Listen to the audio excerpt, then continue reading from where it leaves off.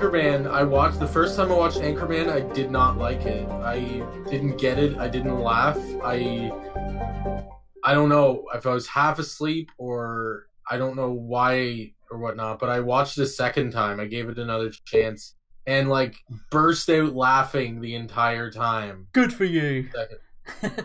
Sorry, I was just had that. I was just sorting something out. Sorry.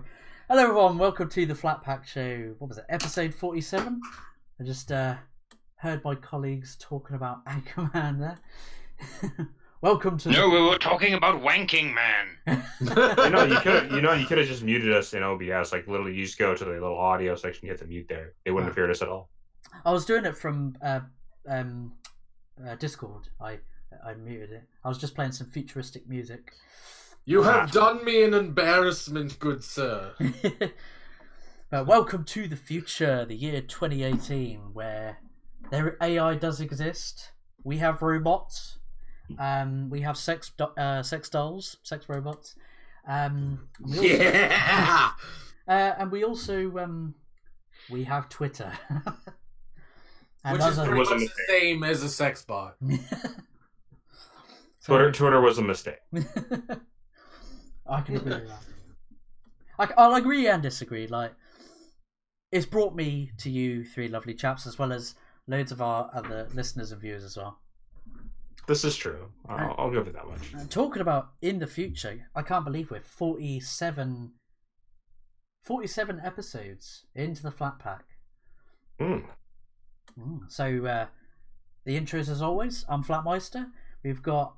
I haven't even lifted the curtains yet. Sorry. With our new, our brand new spanking avatar screen that Nerd Waffle has created for us, with his suave-looking beard and hat. I had to add in the beard. I mean, I've always had a beard, but I let it grow out. And then when I made the original with everybody in there, I didn't have a hat on my avatar. And it just looked really weird. So I'm like, yeah, I gotta add like a hat to that. And and again, like I said, there's a flat pack. Crumple's head was a little small, so I had to enlarge that because it just looked funny. I just want to mention the chat quickly. Rabbit Sensei Gaming and Lane Hart said he jumped in just in time to hear Sex Bot. What the hell is going on in this stream? and Lane awesome. and Lane Hart, who I think is a new person. I don't think I've came across Lane Hart, but the same happened to them as well. The same happened. So, yeah. Well, I mean, this is what happens when when Flat is trying to get like the live stream ready, and we're just randomly talking in the background. Which is welcome to the future. Welcome to the Flat Pack, bitches. It's all designer drugs and sex robots from here on in. So let's get these intros done. So yeah, we've got Nerd Waffle, who's done our new refreshed avatars, which is really cool. We've got Switchpoint, the still trying to catch that pesky plum hog. Always trying to catch that pesky plum hog. And we've got the Talking 8-Ball from Scotland. He hails a dystopian Scotland. It's Crumple Point, who is always 20 minutes into the future. Technically, you guys are always like a few hours into the future from over here. I was about to say 20 minutes in the future. I thought, yeah, is that code for 20 minutes always late? Oh, sorry, correction. Lane Hart is in fact Scarlet Dusk. It's not using it's on a different account. Oh, so hello. You just blew her cover, man. Oh no! What have we done? This is why Flatmeister was rejected out of the Secret Service. Oh, okay. And it was just awful time in Germany. I thought he was rejected because he couldn't tell the difference between like the baguettes and the waffles. I like both. Well, that was the thing, is he blew our cover by getting the difference between the two wrong and then using my real name instead of my code name, and then it was horrendous. It was a massacre. We were fired upon from all angles. Yeah. And I love the new I'm not an NPC. It's It's my new face with the beard. It looks really cool. You're an NPC and not non-playable character. You're not a playable character, but you're not playable. Oh. Imperious Rex is also asking, does the sex bot talk back after you finish, like been talked about on the news? Does whatever you want. It's like one of those things. If you put the realism up to 10, it does that. Yes. Like, it depends. I mean, like, you could set it to like a nagging wife, or it has an honesty setting as well, so it'll tell you how small your dick is. I'll just tell you this: it'll do whatever you want it to, baby.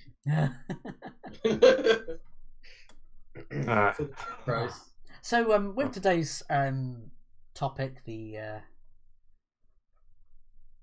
because it was a bit hard to because with those Twitter polls, like, you have very limited space in which very limited space in which you can of what you can put in each poll.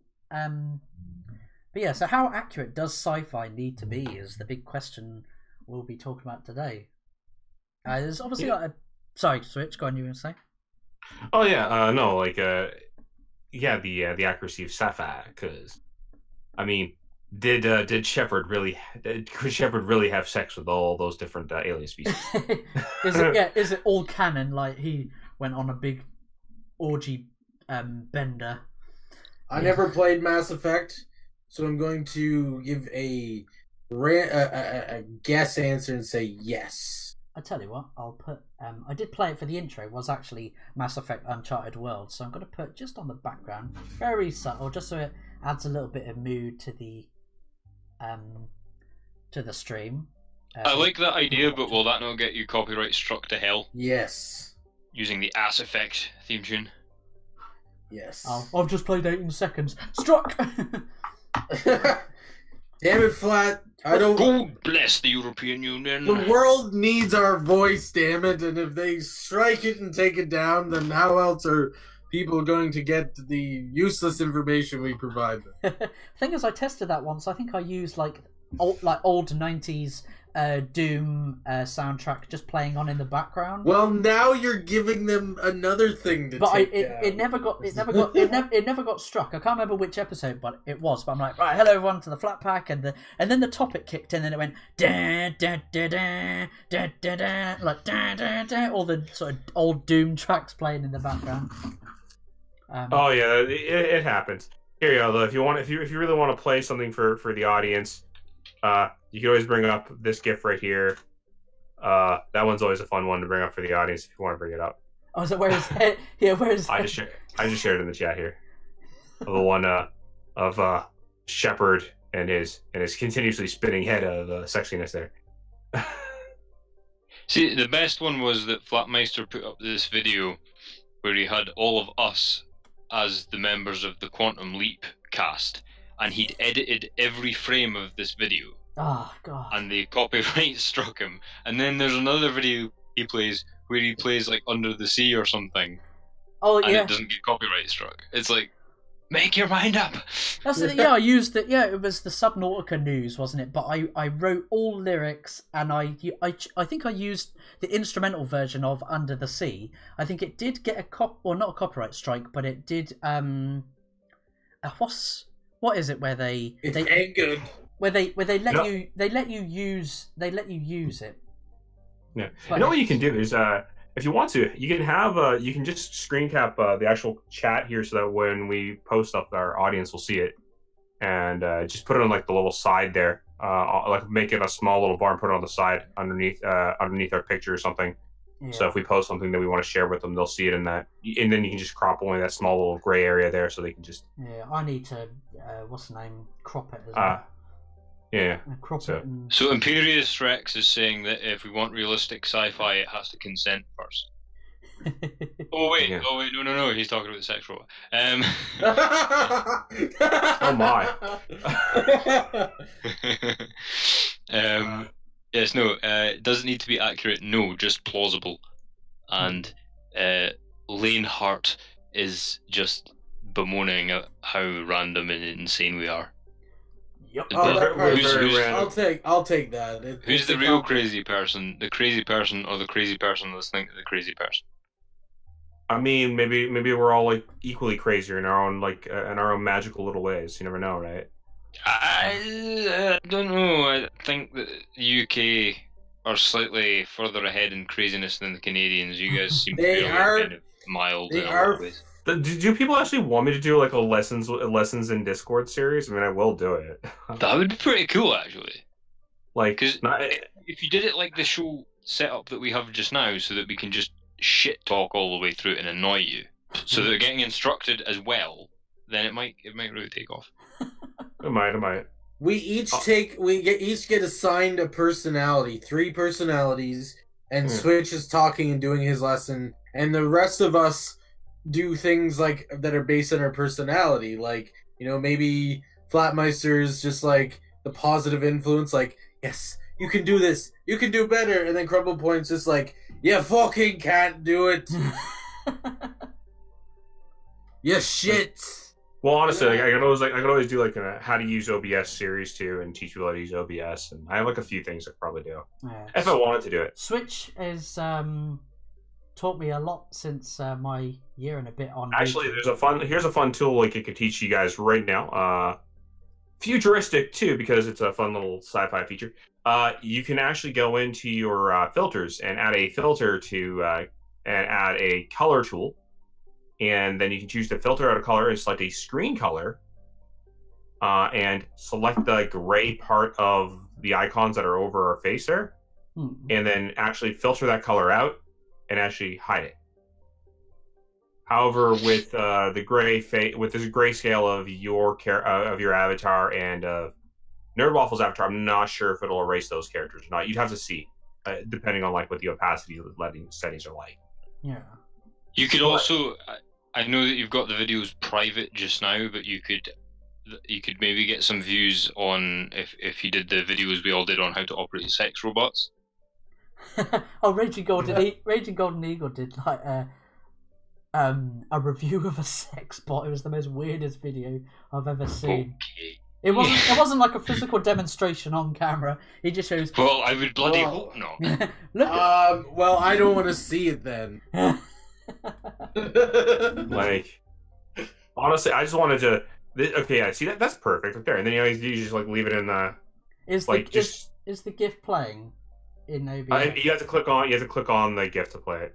Before we get into too much topic, are you still just on the topic of futuristic? Futuristic. Yes. Is there still some place you can purchase your comic there, Crumble Point? Because it had a very futuristic tone to it. Oh, very nice segue. I do appreciate it. Basically, anybody wanting my sci-fi cyberpunk type comic, there is.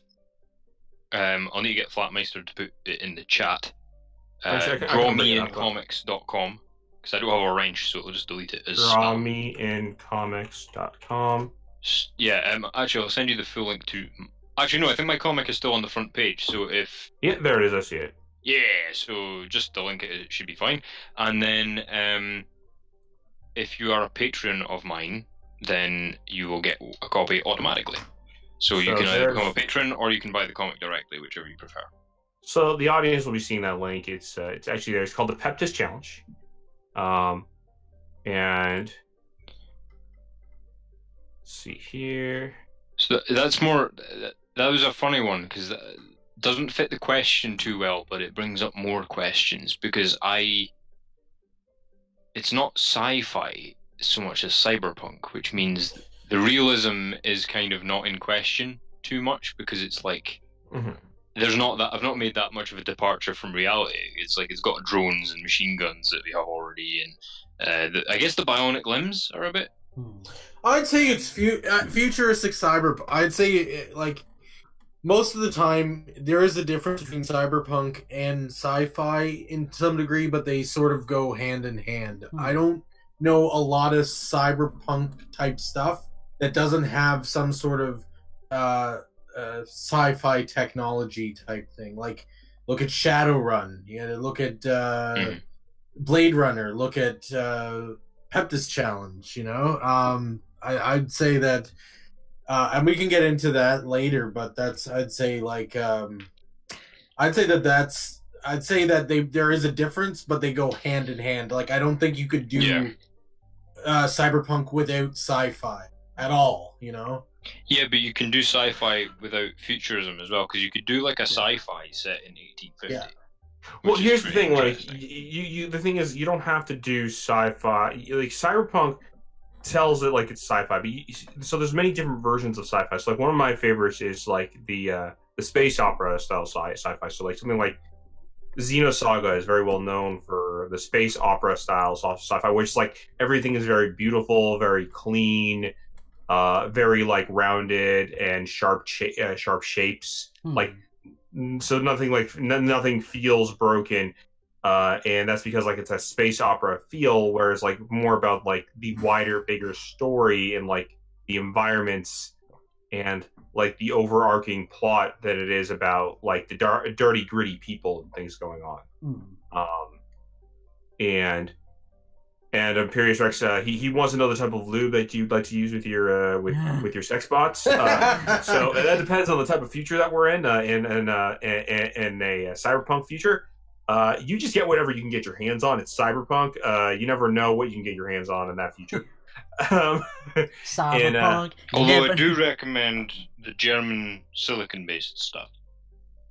And in space opera, I'm presuming it has its own self-lubing application. But remember, don't fist robots; you might lose your hand. Oh yeah, I've seen that meme somewhere where, like, it's like you know those, like, warning signs for, like, beware, you might get electrocuted, danger of electrocution or danger of whichever. Yeah, it was really funny. Someone made a meme of warning moving parts, wasn't it? And it showed a finger trapped in, like, some cogs. It looked like a legit... Let me see if I can find the if I can find the image. It's actually related to finger or flat, mate. Like, there's a here it is. Here's the image. So it's a fun one. It's brilliant. So oh my god! The Peptis thing with cyberpunk in general, because the Peptis thing, it was cyberpunk, but then I threw in a lot of black comedy in there, and then the black comedy kind of led it, if that makes sense. Like, the black comedy was the main leading factor, because the cyberpunk stuff is all there, but it was obviously exaggerated and satirizing things, because, like, I had, Coca-Cola with Xanax in it, like, as for sale from vending machines, because what you're trying to do with that sort of things, I think cyberpunk in a lot of ways is trying to more predict behavior and society, whereas sci-fi is about the actual... Spike actually was telling me about this. This is really interesting, and I agree with it now. Once he pointed out to me, because things like, you guys mentioned Star Wars, and then there's Flash Gordon, and then there's Blade Runner, and they're all sci-fi, but they're nothing like each other, and that kind of bothered me, and I was wondering why. And Spike was like, well, at the Writers Guild they actually told us that sci-fi isn't a genre. It's, I can't remember what word he used. I think it was just device, he said. It's just a device. So you have the genre, and then sci-fi is put into that genre. And I thought that was quite an interesting take on it. And it makes sense. I think horror is a bit like that as well, because you can have horror, but you can have any genre of horror. Well, I mean, a lot of things are like that. You can have romance, but there's, I mean, multiple kinds of romance. You can have superhero movies, but they're not. Superhero movies isn't really a genre either. It's a device as well, and that's, I think, where, not to get on that wagon, but I think that's where some superheroes do go astray with making their superhero film, is that they are like, yeah, we're going to make a really cool superhero film, but it's not really a genre, and they try to make it into a superhero film, but it needs, like, something extra to go with it. Yeah, exactly. I agree with that, and I think that sci-fi is a good example of that. But also, if you put sci-fi and superhero together, you're still missing something, because they're both, like, aesthetics or tropes. They're not genres in themselves. And I was thinking about how if you take the realism question, I think that's kind of why they have hard sci-fi and normal sci-fi, Yeah. like, because in hard sci-fi the science tells the story, like Interstellar, for instance. But then, and we've talked about this before. You could have, like, a Conan the Barbarian style setting with aliens, and then it becomes sci-fi because there's aliens in it. You know what I mean? So like the realism doesn't really matter at that point. But if you're doing something like, well, Blade Runner or The Sixth Day, suddenly the sci-fi realism matters quite a lot because the sciencey part's doing a lot more of the heavy lifting than it was in the other thing. Well, there's a reason why something like Back to the Future and the Sixth Day, or any of like these movies that like kind of like only go somewhat slightly into the future. There's a reason why they work, because they look at current technology and they take a pretense of, okay, so how much will we evolve within that about amount of time, right? So there's a lot that like Back to the Future kind of got right. Like they predicted cell phones, they predicted like they predicted like face cam, video calls. Yeah, video calls. They predicted like 3D becoming like a thing again. But like, of course, again, they over exaggerated some of it. But like, they predicted so many things that actually like happened that like it is believable to some sense. Sure, hoverboards aren't like real, but I mean, we have hoverboards, but they don't really do what like what you think they did. Yeah, yeah, they're not boards and they don't hover. There was a slight problem with that patent, wasn't there? Yeah. And then there's still. Just wanted to quickly say, chat is being Lanehart has said you aren't aware of the can of worms I've unleashed, Flatmeister. So yeah, the chat is just full of sex bot talk. I mean, this is important conversation people need to be having. Well, this is the thing, right? If we're going to have hoverboards that are not actually hoverboards and they're just things for fat kids to stand on, people are going to get fatter and then they're going to need the sex robots more. Yeah, exactly. I think that they just are going to need it more regardless of that. I mean, I just don't see a downside. I don't think it would be out of the realms of possibility if you think about the sex robot thing. It's like, it's just an extremely sophisticated wank. You could still have like a wife. I mean, like, she's away on a business trip. I mean, honestly, like, she's away on a business trip. Better get out the Shagatron 9000. I mean, so does the robot? Where is my sex bot? But the better question is like, so what features do the male sex bots have, and what features do the female sex bots have? I mean, come on, because like I want to make sure that everyone's getting some.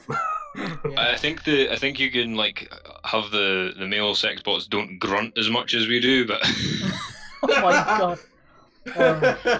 Do you guys remember the episode of Family Guy where it showed Stephen Hawking and his wife in bed or whatever? Yeah. I thought like that's how I vision like how it sounds with like. Didn't Family Guy do a cutaway skit in which it was a Stephen Hawking's type person and a female version, and they're both laying on the bed just going, yeah, that's exactly so what that's what I'm talking about, because that was him. That's like, this is worse than this is worse than Stephen Hawking and his wife trying to have sex or something like that. And Do you reckon she used to did she have to like scoop him up out of the chair to get him into the bed, connect him up to another computer, or does she just pull the armrests down and just climb on top?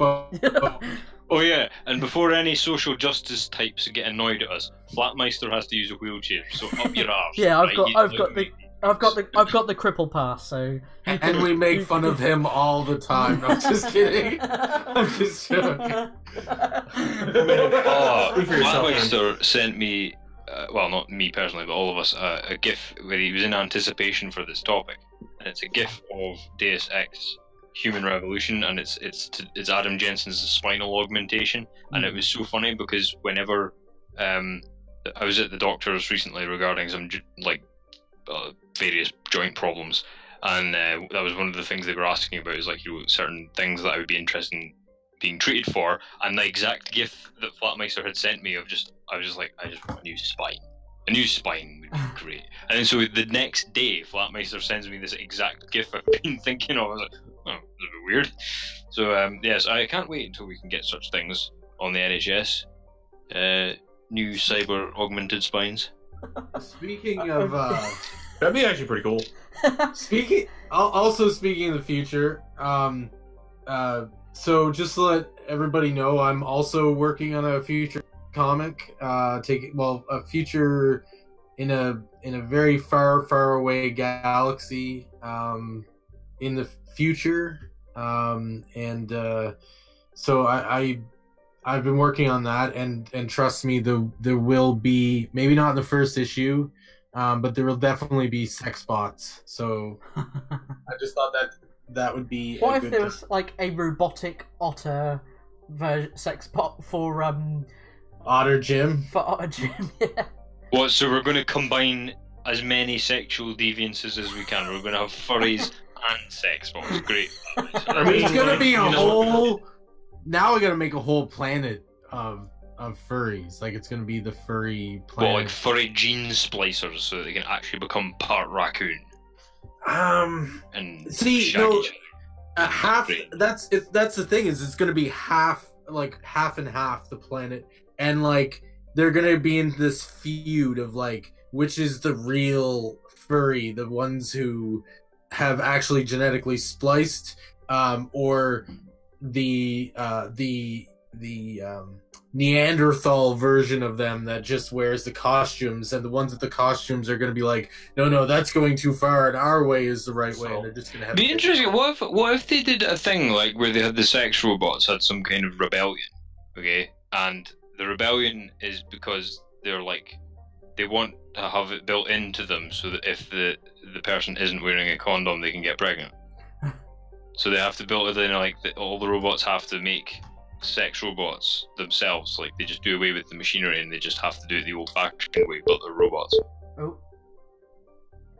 Oh. So in my universe, there is something called robosexual, where a robot can. That's when a robot is into both robots and humans. Here we go. I love you, C-3PO. No robo. I found the GIF of the tweet I sent on Monday. I think it was with Adam Jensen. Yeah, the spine. Yeah, that was a fun tweet. Like, yeah, I want one of those. I mean, I loved going through that upgrade menu actually in that game. It was fun. Like, yeah, it's a really good user interface. So that's actually okay. So that's actually something that they're currently working on. So they are working on like limbs that are supposed to be very similar to what you saw like in Human Revolution. And now again, like there's gonna be differences, obviously. I mean, but like they're not probably going to be nearly as accurate in that nature. However, there is an aspect of, I mean, they could eventually be, but like there is an aspect of where we are seeing the point where actual like arms and legs, like these like prosthetics, are being connected to nerve endings now. Yeah, yes. There's Micro Transponder and Open Bionics, and they're two prosthetic companies that are really making massive waves in this direction. Didn't they actually the work cool thing in... about Deus Ex was Deus Ex started consulting these companies for information to make their augmentations more accurate, but then what happened was this dialogue where they were getting information from these guys that built the stuff, but the guys that built the stuff then started trying to get it to copy the game. And so now what they're doing is they came up with this concept called the Hero Arm, which was, it started out as a copy of Adam Jensen's arm, but now you can get them to look like Iron Man and all that sort of stuff, because they wanted to make them more like the game and then comics and things like that. So you've got this weird situation where, you know, art imitates life and then life imitates art, and you've just got this dialogue going on. That happens a lot, though. Like, look at Star Trek. That happened with Star Trek. Oh, yeah, totally, but that took...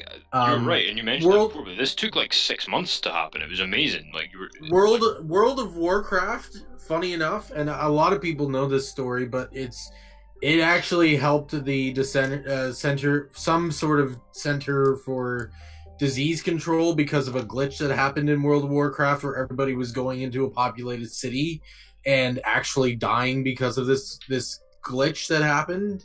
Because you're not normally supposed to die in a city because they have guards and stuff. Yeah, guards and stuff. So if you're something big's chasing you and you run into a city, all the guards come and just kill the thing. Somehow there was again a glitch. Someone died or something, and whenever people went close to the glitch or something, there was this just big pile of bones and shit, because whenever you die, it leaves bones around for a little bit in World of Warcraft. Yeah. So the funny thing is that the I don't know what country it was. I'm pretty sure it was the U.S., but don't quote me. Actually collected the information from the bug and Blizzard, and it was able to help them formulate data in some way, to help them with like disease control, like when an outbreak that would happen in an actual living city, you know. So it's actually really cool. And when you talk about life emulating, fiction and sci-fi and all that stuff, that comes to mind.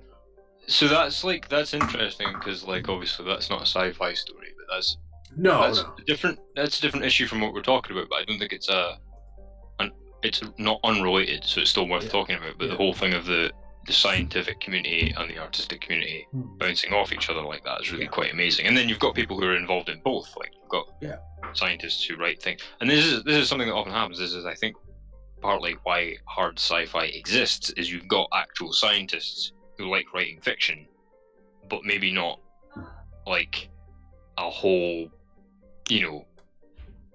not as fictional as some other stuff. So what they do is they take a concept they're maybe working on or understand very well, and they build a story around that.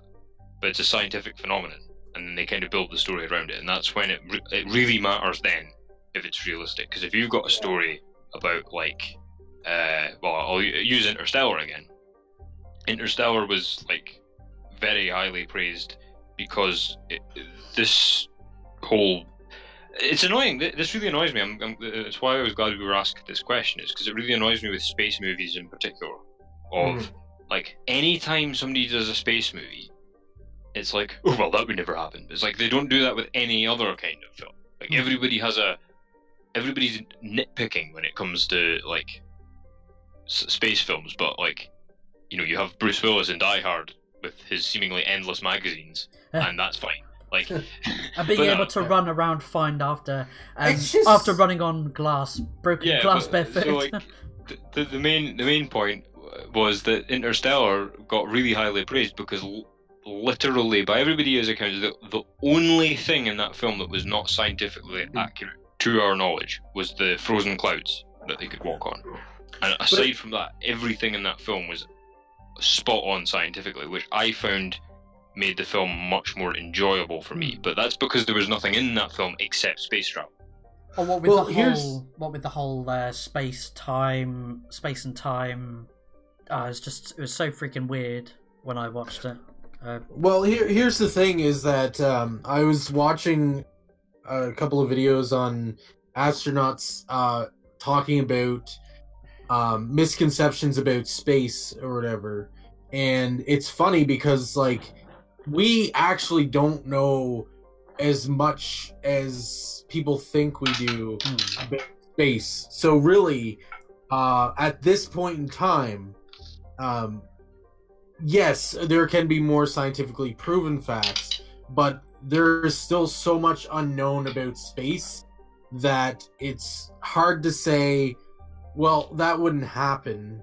I mean, some things are very set in stone and very solid, and they know the information, but there's still a lot out there that they don't know, and it's really hard to say, well, that wouldn't happen because we don't know if that would happen or not in space or in another planet, in another atmosphere with different chemicals and makeups and that sort of thing. Yeah. So it's, I mean, probably would it be real? Maybe not, but it's just, it's weird too, because it's like people can't, I think that it is important to try to do your research, and I'm not saying it's not, but I think that people, unless, there are certain telltale signs that something's bad, but I think people focus too much on nitpicky stuff when they play a game and watch a movie and stuff like that. It's almost like they watch it to not to enjoy the movie, but or the video game. They play it to pick it apart, and it's like, is your enjoyment picking things apart, or is it enjoying entertainment? Because, and I think that again, it is important to do your research, and it is important as much as you can. But at the end of the day, it's entertainment and it's enjoyment, and you shouldn't get so hung up on it. Yeah. Well, something I noticed with the Baptist Challenge when I was thinking of how their arms would work and all that pish was that the simpler the better. So what I did was I was thinking about the fact that this. I remember I thought this in high school. I was writing a story and I did it like I did it a parody story. So what I'd noticed was in a lot of bad fiction I was reading, the author would really ham-handedly, meticulously describe weapons. Yeah. Like guns particularly, like the caliber and all that sort of stuff, which I don't mind doing because I'm interested in that sort of thing, but when it's the only thing they describe meticulously, it sticks out. You know, it's like, so he put on his jacket and picked up his 1947 Beretta 9mm with double action and custom slash. Like, why did you only describe the gun? You're just trying to sound cool. So what I did was I did this parody story, which was, it started like that, but then I had him describe the exact. It was Heinz beans, so I put Heinz beans 57 varieties best before 2018. Like I just described something like that. Jeez, well, I think there's some sort of pattern between futuristic and brands that I think that are right up your alley, Crumple. Like Heinz beans and describing it like a gun, and then like now it's like the Baptist Challenge. You've noticed something that took all my therapists years. What's next? Like what's next? And if you like this, you can steal it. What's next? Like a fantasy set in a fantasy world set in a farmer's market, like. I don't know. Well, yeah, we could have some kind of mad hipster uprising, but well, okay. So Epic that I did was sorry. Oh, go on. Oh no! I was just looking at the chat there. I didn't mean to interrupt you. If you want to talk about the Baptist Challenge, well, I won't. I'll only be quick. It's just the fact that he's got a bionic arm, right?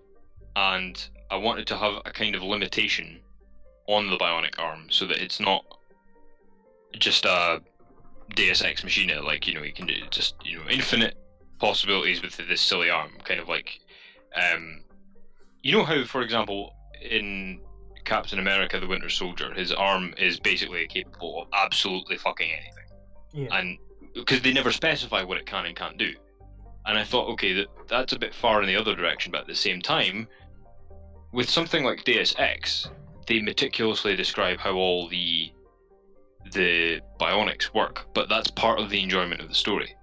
But the thing is that they made that conscious decision, whereas a lot of sci-fi people, I think, do that out of habit or because it's expected. And I thought, right, okay, he's got an arm, it could do cool stuff.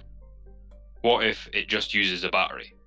Okay, so it uses a battery, and that's all I say, because I don't know how my TV works. Like, I know roughly how it works, but I couldn't explain to you every piece of wiring and all the substances used in it. So why would I do that with anything else? It was like my story about, you know, the gun and the beans, you know, like, why only meticulously describe the sci-fi stuff? Just describe as much as the audience needs to know, no more than that, and then you won't make any mistakes, but you've given them enough of an idea of how everything works. And I think that sci-fi in a lot of cases doesn't do that, and then that's when it starts to fall to bits, because if you look at the Star Wars stuff, for instance, it falls to bits as soon as you start analysing it, because you remember when they gave us a rough idea of how lightsabers worked, and we all thought that was quite cool, but then they started doing it with all the spaceships and stuff, and the thing is that the way that they describe spaceships working is not physically possible, so it then shatters your belief in the thing, whereas if they just not bothered to explain it, it would have been a lot better. And so, yes, sometimes it can be bad. Well, Star Wars is supposed to be fantastical. It's supposed to be like, the idea is like it's a literally a story about a boy, a space wizard. Yeah, it's a futuristic take on the old sort of fairy tale, isn't it? It really is. It's like Nothing against Star Wars. It's just like it's a boy who learns to become the next space wizard from the Grand Space Wizard. He learns that there's an evil space wizard that he needs to defeat to become a better space wizard. Can I just take a moment to point out how immensely satisfying the phrase space wizard is? I'm the evil space wizard Kylo Ren. Yeah, he's more a space pansy, really. Space emo. It's literally like you took a fantasy D&D setting and you put it over a space setting and said that's Star Wars. Yeah, exactly. So that's the kind of what I mean is like Star Wars works better if it's just the answer is it's basically magic in space. That works. Whereas with Interstellar, that doesn't work because the whole story is about the science. Whereas in Star Wars, the story is about the people and the settings. Like, so you don't really need to. And the more they explain, the more holes you see in it, and then it just falls to bits and gives rise to the types of people the Nerd Waffle just described, who seem to have no joy in life except to just go, "Hey, it wouldn't make," at everything except their own lives, and yeah, which is really what they need. Yes, now, and so I think that sci-fi should be as realistic as the story demands, but no more so. Mm-hmm.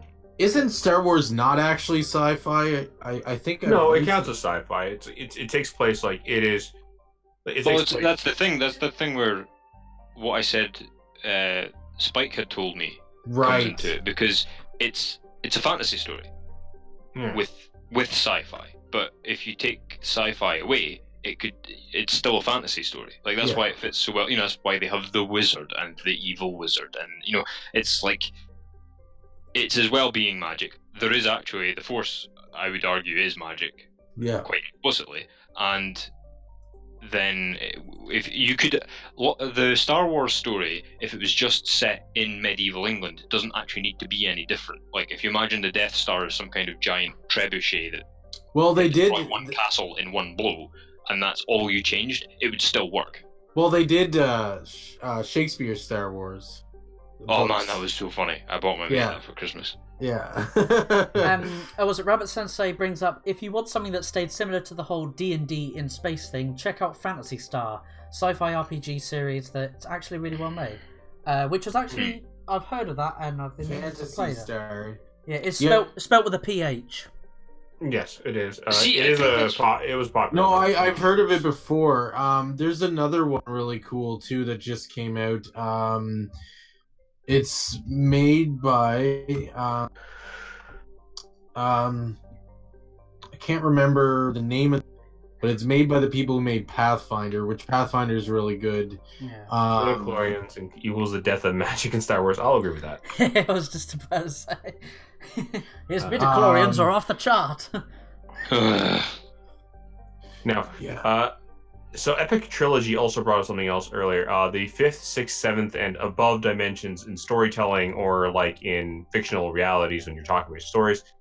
So we're talking like the idea of, well, let's say like somebody like Mixoplek, who's a 5th dimensional being. He can change your surroundings. He has in 3rd dimension, like he can actually affect everything that's in the 3rd dimension. So he can make things appear out of nothing. He can actually like teleport in and out on his own free will, things like that. He kind of just. Sorry, Starfinder was the RPG that I was referring. Starfinder. So that's an interesting aspect, and that can definitely be something to touch upon. I mean, like take a look at somebody like Q from like Star Trek. He is a 5th dimensional being, and when you are doing like those space operas or those sci-fi stories, that does let you play with the idea of like what is a god or what isn't a god, and like 5th dimensional beings to us are like gods, but then like this is where you get to 6th, 7th, even 8th dimensional, and then those beings might be gods to those 5th dimensional beings, right? Like you don't know how far it goes, and it depends on what your definitions of those dimensions are and what they can do. Yeah, we need to go that's deeper. An interesting topic on its own, because there's like if you said you have your 3 dimensions, right? You could argue that the fourth dimension would be time. Yes. But then the 5th dimension is altering space. I've heard people talk about the idea of the 5th dimension being the dimension of possibility. So instead of having a multiverse, for instance, people go on about the multiverse theory, but then somebody postulated that if you had a 5th dimension in which probability takes place, which all of the what ifs, the branches are taken care of, and that's why we have a reality that's only one reality, because it's already been played out every way it could have been in the 5th dimension. And then some people have said, now we're getting really far off the reservation here, some people have said, well, that's what thought is. Being able to think is being able to access the 5th dimension. So to a limited capability, you can actually calculate in your head all these possible outcomes and pick one. And achieve. That's getting way off. But okay, mad shit. But achieve full wokeness. So here's the thing, though, is that there's so many moving parts that you really can't. That's the thing. There's so many moving parts that are out of our control that have happened 70, I don't know, pick a number. Let's say 75 decisions down the road from other people. Somebody decides to do something, decides to do something that affects someone else, that affects someone else's decision, that affects someone else's decision, that affects someone else's decision, and then affects yours, you know? So it's really hard with all the moving parts. So you're believing you're going under the belief of like the predestined path.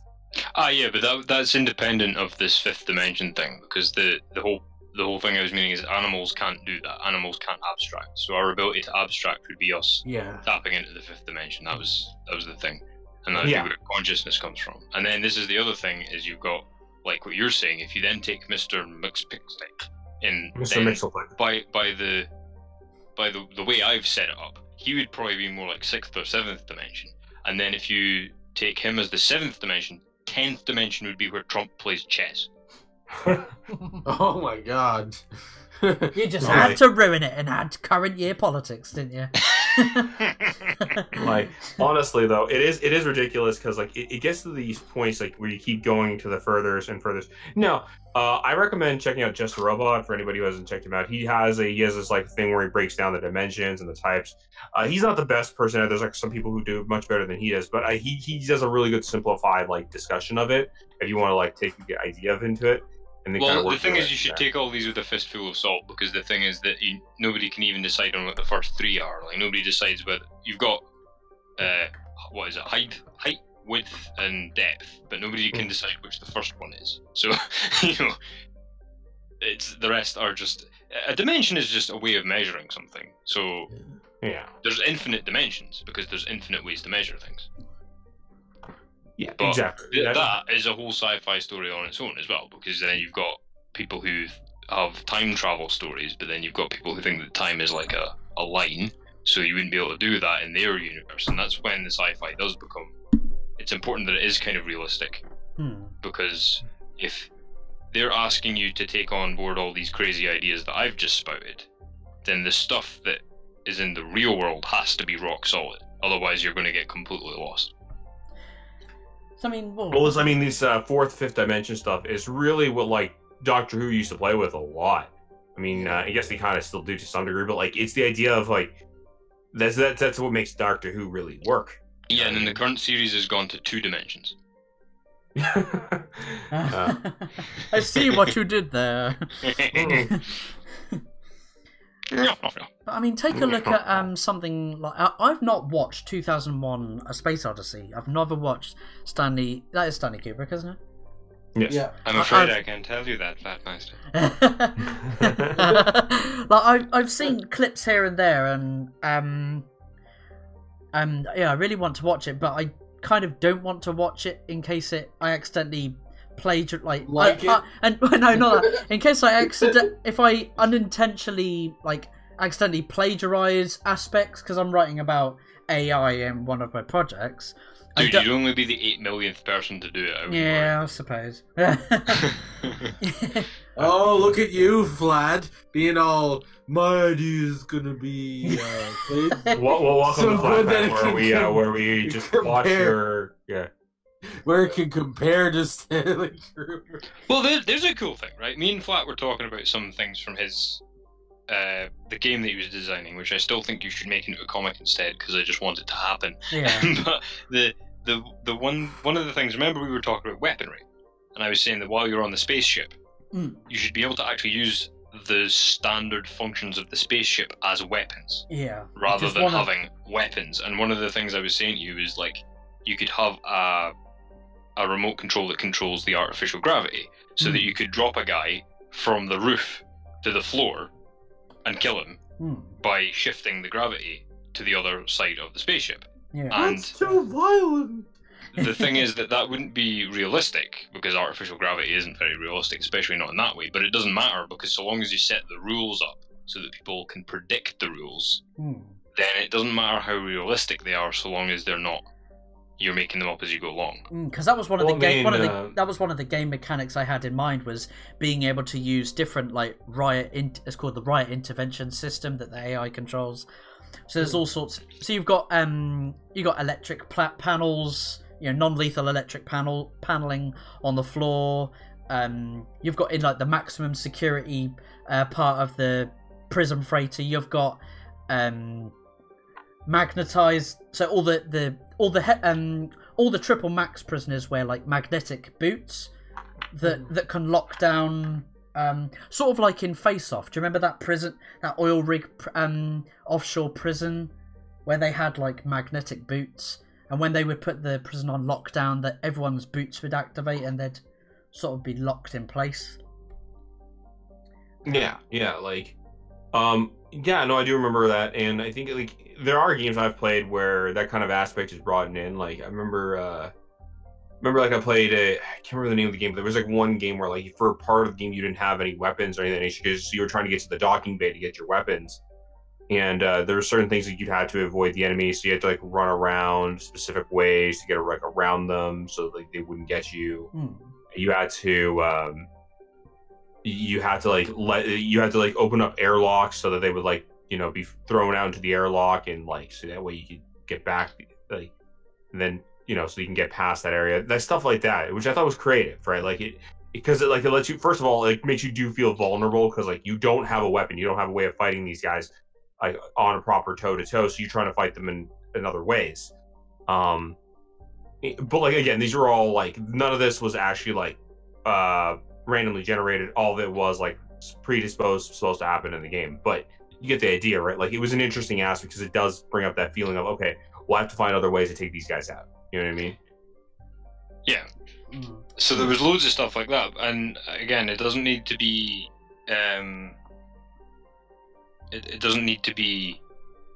The idea that I was saying to Flatmeister, because it was for a game, but I still think it would work in a comic, is it would be like a kind of point and click thing, and that bit. So if you point and click at a wall, and that's where the gravity gets switched on full strength, and the guy just goes flying to the side. But it would have an area effect. It would be like a grenade. You know how a grenade has a set area size in a game usually of damage. So that's what it'd be like. So you could still miss with it, and potentially a box would come and like fucking hit you in the face if you did it wrong and all that sort of shit. So you could play around with that, and it's not realistic sci-fi wise, but it's using. People understand the idea of artificial gravity well enough that you don't really need it to be realistic for it to work, because so long as you don't over-explain everything. Although, like you said, because if you use the magnetic idea, it kind of works like that. If you use the magnetism as the source of the gravity, but even then, it's I don't know. You could have those as two independent sources. There was another thing of like we had the idea of you could actually just cut off the life support to a certain bit, knock like, everybody out, and then switch it back on. Like an oxygen purge kind of thing. I mean, like, here's the thing: that would be under the pretense that like the suit the person is wearing is controlled by like a specific unit, so you have to find the unit that controls like the oxygen for that one person, turn that off for that one person, right? Like, so I mean, like, again, these are options. The other thing is, I would like, like you could do.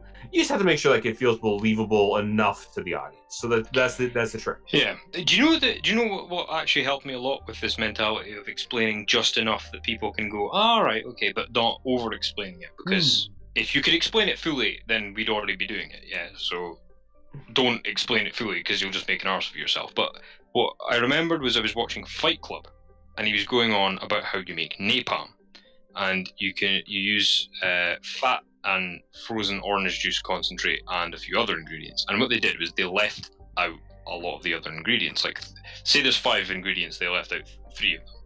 But the 2 they used were real. Like, you could actually use them. And if you were able to know, if you were good at chemistry, you would know what the other 3 were. Yeah. And you'd go, yeah, the guys, that's spot on, the film is correct. But they were asked, obviously, to leave out the remaining ingredient. But the thing is, they left the ingredients to napalm. Yeah, exactly. Yeah, was it napalm? Was it napalm or was it C4? Or C4. It was napalm. Are you sure it was C? Because because napalm is sticky and flammable, and C4 is explosive. You're thinking of nitroglycerin. Yeah. Which they use. They also explain that as well. Like so the orange juice concentrate is the napalm, and the gelatin is nitroglycerin.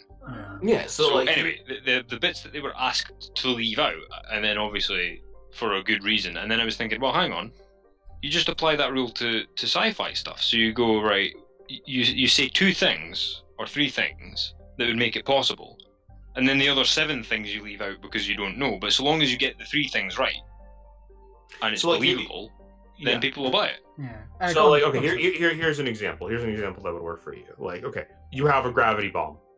You press the button. You have a time limit to throw it. You throw the gravity bomb. It creates a small well of gravity in the center of where the bomb was thrown. Well, like a singularity where it sucks people in towards. Exactly. Yeah. There you go. I don't need to explain it much more than that. You know, that's a good one. But like, here's another example where sci-fi delves into other areas. Because if you look at Scarecrow's compounds in Batman, that's pure sci-fi because it's an impossibly sort of. You can't do it. The same way it could be done, but not the way it's done in the comics, because he has antidotes for it that are instantaneous, or it can like just work perpetually in somebody's system forever and all that sort of stuff. So it's sci-fi for all intents and purposes. And the thing is, right, if you were to ask me to explain that in a comic book setting, what I would do is I would say, right, Scarecrow's gas, when you breathe it in, the compound goes into your lungs and then it goes up into your amygdala and activates it. All the blood rushes to your amygdala, and it then causes a massive production of cortisol in your system whilst disrupting your visual cortex. Now, I don't know how it would do that, but if I say all that, people will go, okay, all those are legit parts of the brain. That would be a legit thing that would cause that effect. Sounds plausible. plausible. So that's enough to make them go, okay, that would work. And I don't need to know the compound of the gas. Yeah. And they know that, but the audience knows that at least I did enough research that I know roughly what I'm talking about. Yeah. Yeah. Just be careful though with anti-gravity. Again, in that sort of research that I saw for misconceptions about space, they actually don't have any idea what makes gravity. So they don't have any anti-gravity systems. They actually have like things that keep them latched onto the ship, kind of thing. Well, last I checked, mass makes gravity. I mean, like, so like a mass of it, like the mass of the planet. So this is why the planet, like when it's round, we walk around the Earth. Like we don't actually.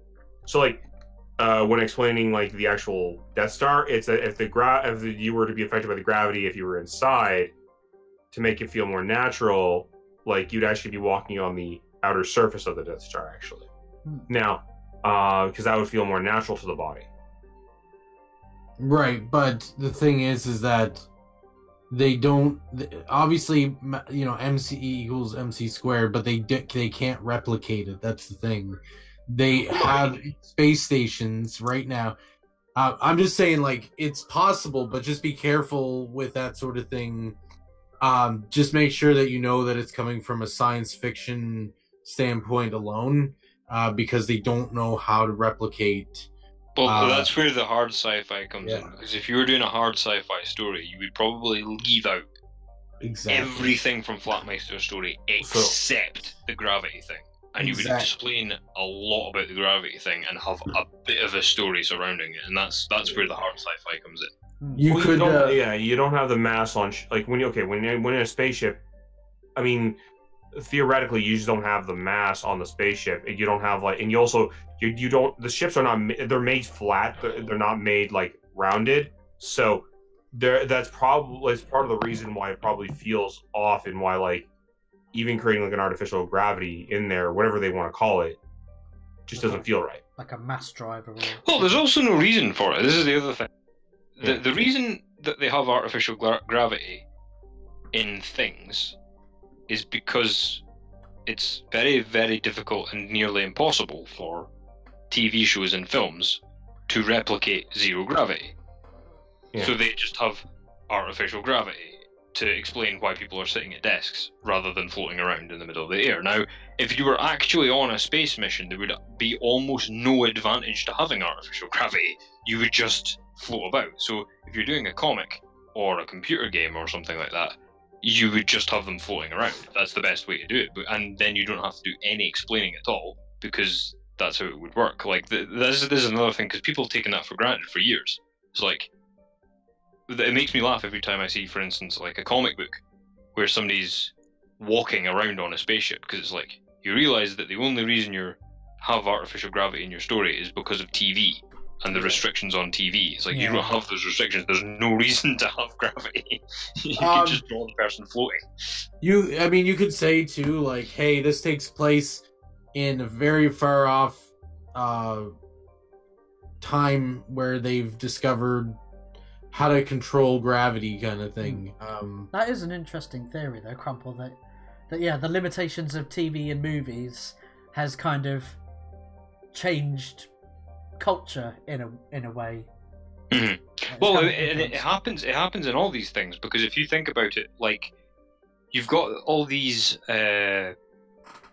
like handheld communicators and you know, inbuilt bionic things that have holograms coming out of them. It's like every single thing that they do in these things is done for dramatic effect. If you were asking me, design something that can have like a sort of heads-up display and targeting system and like show holograms of people, I would just have microchips in your eyes. That's all I would have, or in the base of your brain.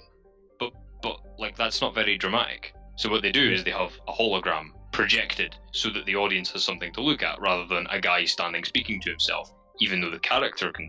But you know what I mean? Like, yeah, it would be like he can see in his vision the virtual phone call, but nobody else would see anything. And that's not very dramatic, so they have a hologram in front of him, and it's like that's for dramatic effect because of the limitations of the drama. Whereas if you're doing it in real life or in a book, you would explain that, well, nobody else can see this hologram other than the person having the phone call. So that's another aspect that you see all this sort of stuff where they make things really over the top, so that you've actually just got something to look at. Yeah. I'll just quickly say, Paulo Costa also says, with regards to TV limitations, it's the same reason why all aliens are bipedal mammals. Yeah, he's right. I mean, like, man in a costume. It bugs me a lot when you see things, modern films and comic books and even written books. It's like, why don't we have gas beings or beings that are made? That's why I really love the Ceph from what do you call it? Crisis. Because they're cephalopods that build themselves cybernetic exoskeletons. Yeah. So they're jelly. That's what they're made of. They're jelly people. That's like was it? I mean, that's why I like Mass Effect 1 and 2. I mean, you ran into like very weird creature designs. Like, so yeah, the ones that joined your party were cephalopod, were regular like bipedal. Huh? Bipedal, yeah. Sorry. But like, you ran into cephalopods, you ran into weird like amoeba looking like creatures, you ran into like creatures that you were even told that like had to live, like that like walked on four legs and were looked almost kind of like weird elephant like things. Oh, the L core, wasn't it? Yeah, the L-Cores. And they literally didn't know how to do emotions, so they literally, before saying anything, they would tell you what emotion they were trying to portray, then tell you what they were going to tell you. Is it because because they had a monotonous voice, didn't they? Vocals were really monotonous, so they couldn't put inflection on the words, could they? the thing is when the Elcor speaks to a normal Elcor, they perfectly understand, so they don't do that. It's when they speak to like any creature that has emotion, they purposely they've adapted to say, okay, creature, this is the emotion that I am currently feeling. This is information. Yeah. Well, this is why Star Trek was such a clever series, because what they did was they kept everything as simple as possible.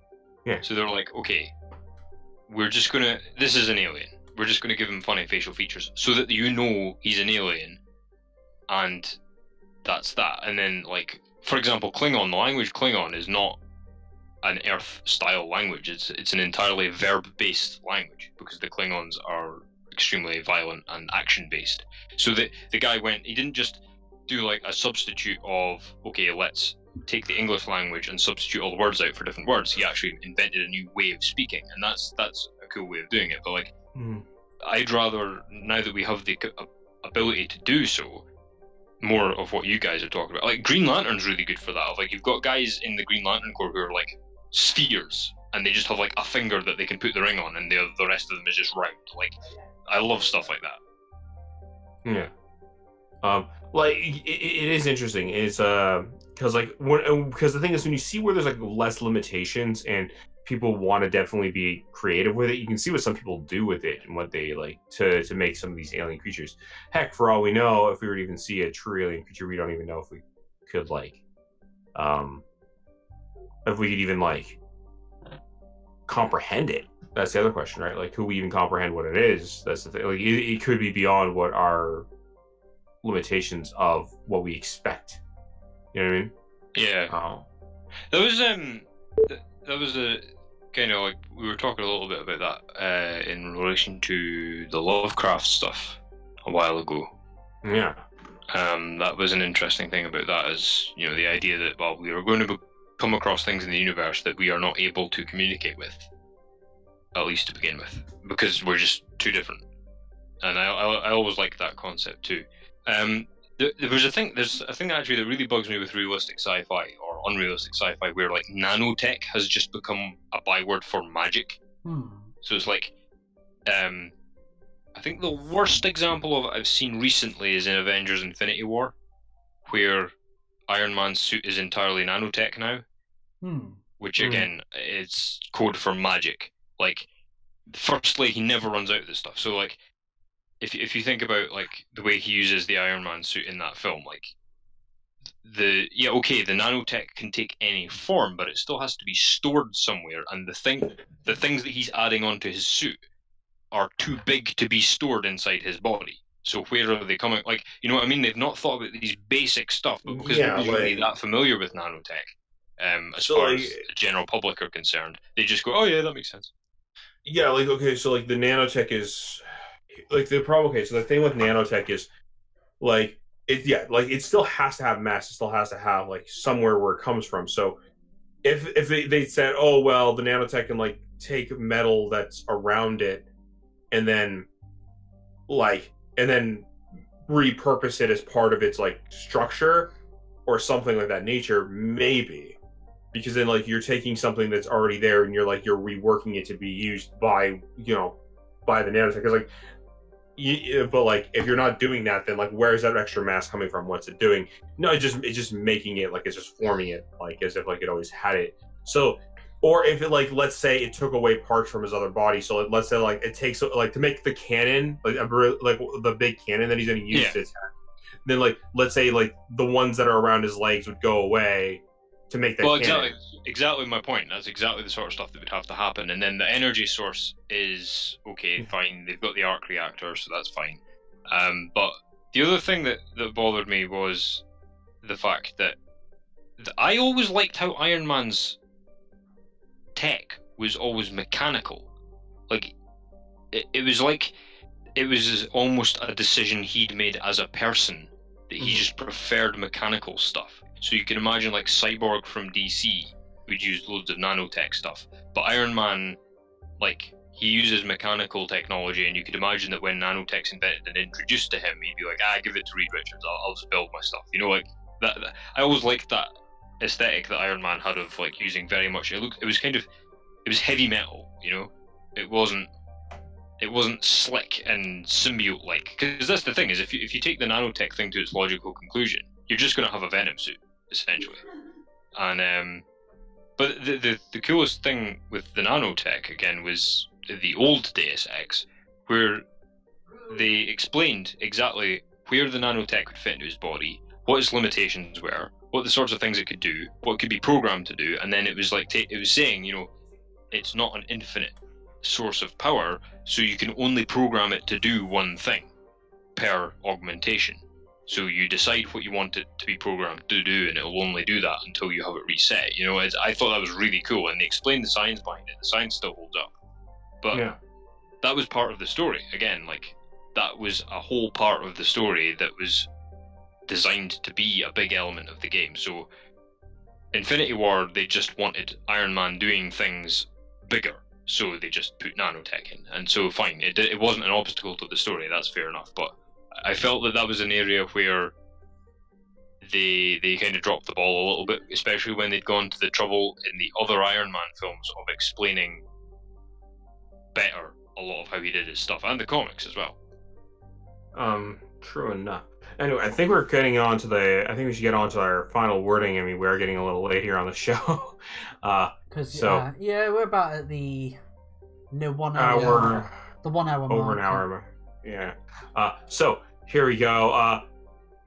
You know, I'm gonna let everyone else. Let's do the final words, and then we'll get going. I mean, honestly, I would stay all night if I could for you guys, but you know, we have obligations as adults.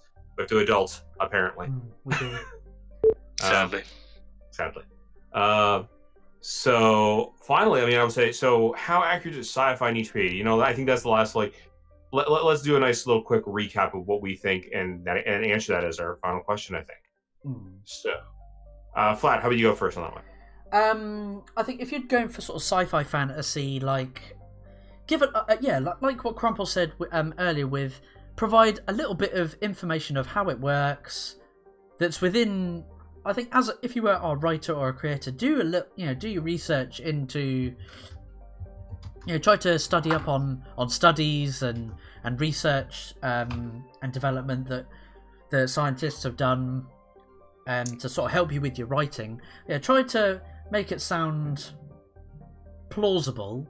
Like, list 3 out of 5 things of how a certain thing works. And then move on with your plot, basically. But if it's something like hard science, like you were saying about Interstellar, that's a lot of consulting experts. They consult a lot on those kind of projects. Mm-hmm. Yeah, I prefer my fantasy sci-fi where it's kind of established that some of this technology exists. Hashtag deal with it. Now we're going to tell you an awesome story. Yeah, that's my sort of final word, really. Cool. Switch point? Sure, definitely. So for me, I'm going to say, honestly, I'm going to have to say, like, what are you trying to tell with your story? I mean, are you trying to be extremely accurate? Are you actually trying to say, are you trying to tell you, like, what'll happen in a few years' time? Then you're going to be doing a lot of research, and you're going to definitely want to try to be as accurate as you can. But don't hurt your head over it, because you can be a little wrong, and you have to accept that. But if you're telling a story where, like, they're space traveling like light years upon light years away, and you need to, like, let go a little bit and have a little bit of fun with that story, and you have to, like, make sure the story is at least still enjoyable. Like, give a little bit of explanation, try to make sure people understand that you at least know what you're talking about to some degree, but also accept the fact that, like, you are in the space of impossible now, or nearly impossible things, and have fun with that. Make it good, like, make your story enjoyable, and make sure the person is, like, the grip at every point, if they're, like, reading it, or if it's something that they're playing in a video game or whatever it is. Like, because I think that's more important than being 100% accurate. Like, make sure that, like, they're invested first. Yeah. What about you, Nerd Waffle?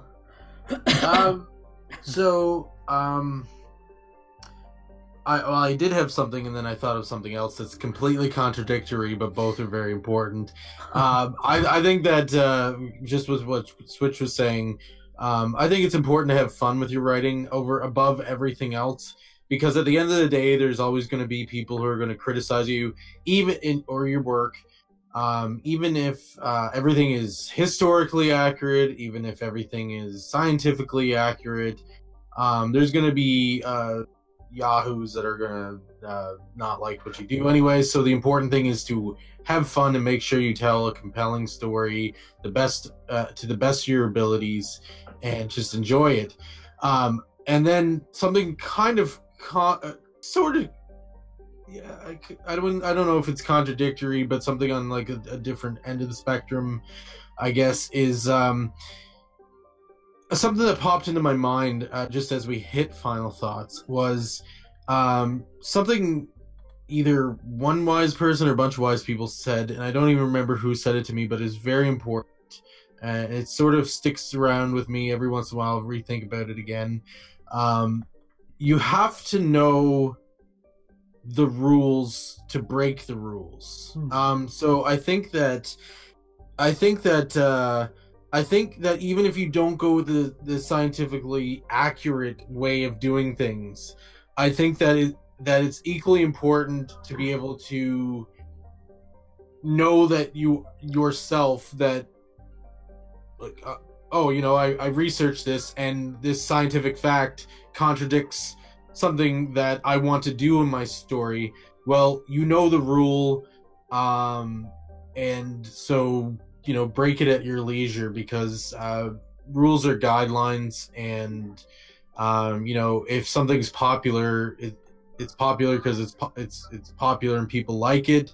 And I don't think that if something's really well liked by people, I doubt a lot of it comes into play where it's like, oh, this was scientifically inaccurate because I watched this and I picked out this one point and I did like 2 weeks of research on it, and it's like, okay, well, you just wasted your own time because I know what you're saying, but I decided to do it this way instead because it really helps the plot move forward if I do it this way instead of the scientifically accurate way.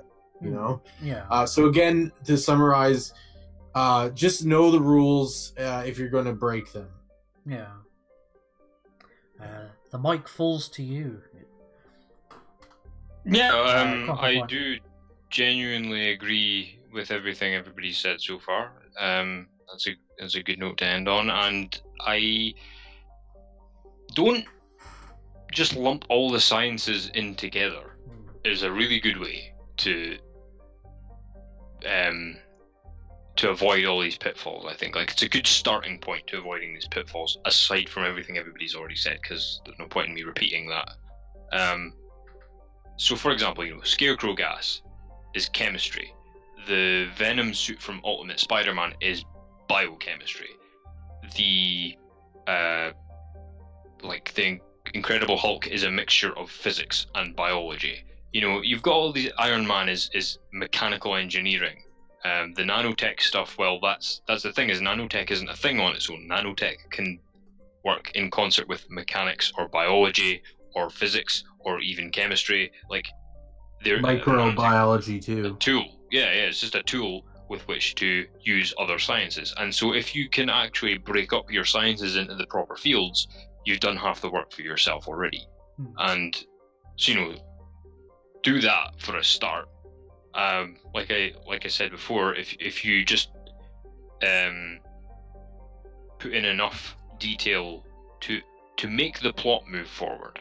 So, like I did with Mr. Barr from my Peptis challenge, I didn't want him to have infinite use of this super arm. So I had it that once his battery was depleted, it only has the functions of a normal human arm, because it's now running off his natural body energy.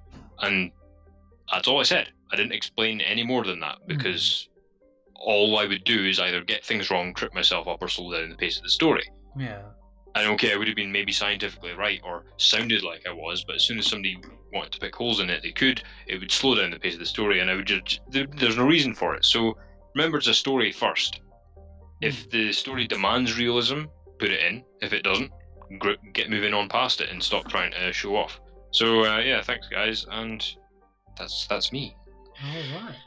So once again, a big thank you to everyone that has tuned in live, or if you're going to be watching this later on. Don't forget to check out everyone else's channels, as well as subscribing to them and checking out their Twitter as well. I think I need to put it on the description on this one. But also, by all means, if you've missed previous episodes of the Flat Pack, go back. I've got a playlist set up. It's called the Flat Pack Show.